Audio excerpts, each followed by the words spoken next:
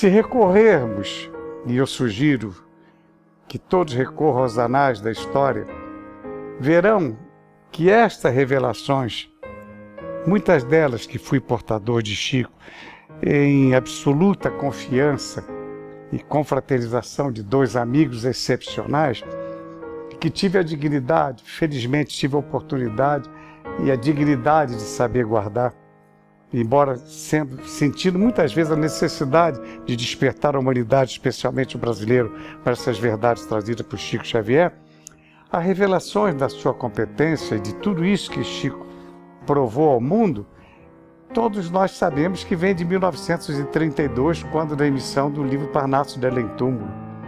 A história registra que quando saiu este livro, assinado por um moço de 20 e poucos anos de idade apenas, lá escondido numa minúscula cidade de Pedro Leopoldo, o povo precisa ler e saber, os colegas precisam bem divulgar isso, a manifestação dos diretores, dirigentes, dos grandes acadêmicos da Academia Brasileira de Letras, quando Menotti Del Picchia e o próprio Humberto de Campos, que tornou-se membro da Academia aos 34 anos apenas de idade, quando eles mesmos disseram que aquela sabedoria de Chico, com todos aqueles poetas e autores brasileiros e portugueses publicados no livro Parnaso de Além Túmulo, daria a ele, a partir daí, o direito de ser titular de uma cadeira na Academia Brasileira de Letras.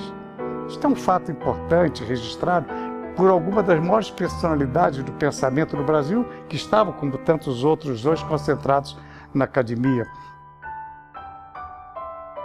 E aí vem essa sucessão de fatos que a história foi registrando.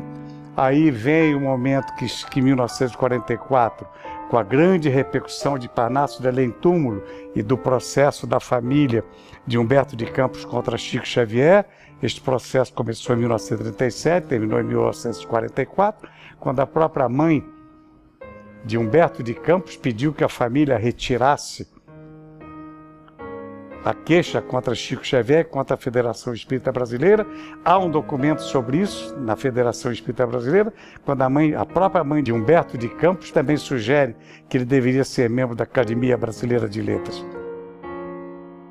Pois bem, neste mesmo ano de 1944, Davi Inácio e Jean Manzon, a maior dupla de repórteres da revista O Cruzeiro, dos Diários Associados, vão a Pedro Leopoldo e enganam Chico Xavier, se apresentam como repórteres americanos. O próprio piloto da associada serve de intérprete, um brasileiro, serve de intérprete, fazem a entrevista, documentam, escandalizaram o Chico, não menos com o texto, muito mais com as fotografias de triste memória, as tenho no meu arquivo da revista O Cruzeiro.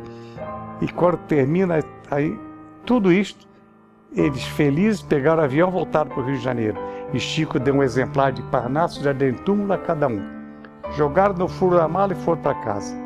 Uma determinada noite, aí está para vocês consultarem o depoimento de Davi Inácio, num especial de 1980, no Rio de Janeiro. Quando ele diz que, por palavras de Davi Inácio, por essas e outras, eu tenho muito medo de mexer com o espiritismo. Por quê?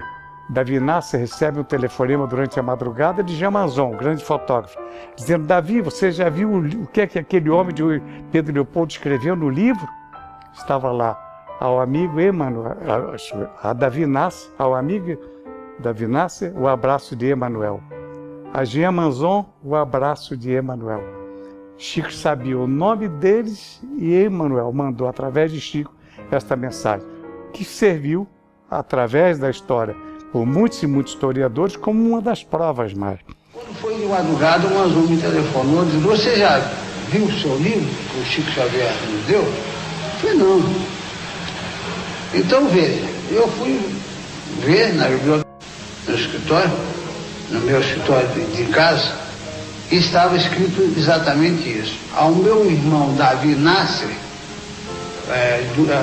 de Emanuel. Ao Manzon ele havia feito uma dedicatória semelhante. Por coisas assim é que eu tenho muito medo de me envolver em assuntos de espiritismo. Muitas vezes o Chico ouvia, e eu junto dele, determinadas histórias fantasiosas, mentirosas, quase desumanas. Ele terminava com um pequeno sorriso, dava um conselho à pessoa e ia embora, e todo aquele grupo ali convencido de que tinha enganado Chico Xavier. Chico não era um sábio, não se julgava um sábio, mas o Chico era o que eu disse há pouco, coisa que eu levei muitos anos para ter coragem de falar. Um mensageiro de outras paradas, de outros pontos desse universo.